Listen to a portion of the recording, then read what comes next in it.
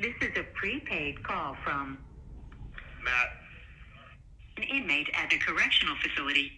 Three-way or call waiting is not allowed and may automatically disconnect this call. This call is also subject to being recorded or monitored, except for privileged communications between attorney and client. Please select from the following options. If you consent to this call being recorded and to accept this call, dial 1 now. To reject, your call has been accepted. Hello? Hey, Matt, it's Bobby. Hey, Bobby. How's it going? It's going. How are you? Incarcerated. I know. I'm sorry. I laugh with you because of the insanity of all this, right? Right. Yeah, there's just so much more coming out that we're discovering, and so there's people out there that know me and have been witness to this the entire time. They're the ones standing up right now, as I really can't do anything here. But it's all being uncovered, and more is being discovered every day about what's going on. So, and there's things also, but we can't release yet. So, at least I don't know how this case is going to turn out, and we don't want to let all our eggs out of the basket. Yep.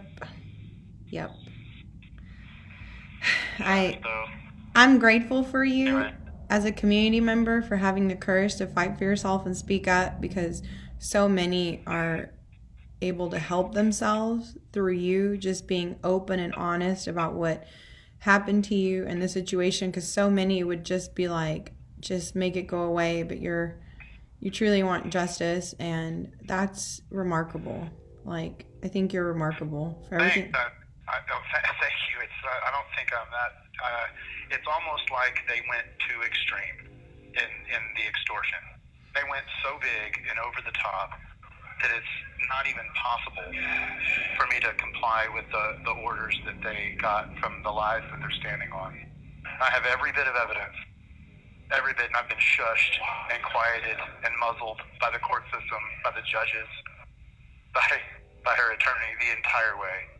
It's complete disrespect, although they want me to have this responsibility but zero authority. It's just amazing. And I just need a fair shake of getting a balance and being able to move on with my life. And that's not too much to ask. No, that's one of your constitutional rights. That is one of your constitutional rights. That's what everybody's telling me, and that's what my attorneys are saying. And when you dig, all you find is dirt. So that's what we're finding, and it's all going to be exposed. And I'm trying to wait on what's okay to release or say versus what my attorneys want.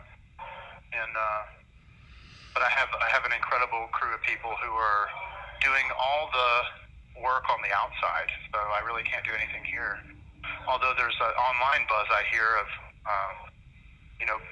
blame and things that are being created and slander and, all sorts of things about me, when my story hasn't changed the entire time. Yet every time I've been in court, the other party's story changes every time we're in front of a judge, and that's been 4 times. Yeah, so all your supporters. It'll catch it. Eventually, the truth always comes out. You just got to be patient. The truth always siphons out. And, like your supporter said, they were quiet at first because they knew the truth and they just didn't think it would play out like this, right? Like, it's a court system, it's justice. So it's all going to come out in the wash. And then this happened and they're like, how did this happen? Like, why is this happening? And why are they trying to make it something it's not? And so, and there's just so many people, like I said, that are speaking up and talking about the issues that have happened in the court systems here and sharing their lived experiences. And so, I just, Like I said, I'm over. I checked the appeal from time to time. I'm sure you know, to see if anything has changed. And I saw that on the 12th, a response was filed. Are you aware of that response? Yeah, I heard there was a response filed, but that's probably, I haven't been able to read it or anything being here. I don't know if you would like me to read it to you, and what the attorney on the other side says. You know, if you'd like, I'm happy to read it. Would you like me to? Well, I mean, I heard it's the same old garbage they've been saying the whole time. So It's still standing on the back of the lies they told to get the ruling. And it's funny because, or not funny, but, you know, sad. But they keep standing on these points, and the points that they're standing on are from rulings that they had to lie to get. And they're going to keep standing in their place because they don't want to have the truth uncovered of how they got these rulings. And so that's the part that I need cleared up. They're saying, here, I'm in violation. Yeah, because you told a huge, nasty pack of lies, and I was muzzled, and you got rulings. And, I mean, I've been fighting this rulings the entire time. So I don't need to hear her stuff. It's just mumbo jumbo. Yeah. It's the same stuff of them trying to redirect the attention toward how I'm not in compliance with something, and I keep asking questions like, let's talk about how you got the rulings, and then they keep diverting away from that part. So eventually I'll get my chance to have that. I have every ounce of evidence to show the perjury, and then what? I'm here jailed because of lies in court, and I was muzzled and wasn't allowed my discovery. And when I did turn in discovery, they said it doesn't count. That's crazy. It is. And from, you know, like, yeah. from the people that I've talked to about, like, the support that you offered as a spouse around this time and how it affected you financially, and there's records of that, I still don't understand why those records aren't in court. But, you know. Well, they chose to not accept them. From what I was told and what I heard, it's been a one-sided bullying of me, just like marriage was. Just like marriage, isn't it the same thing?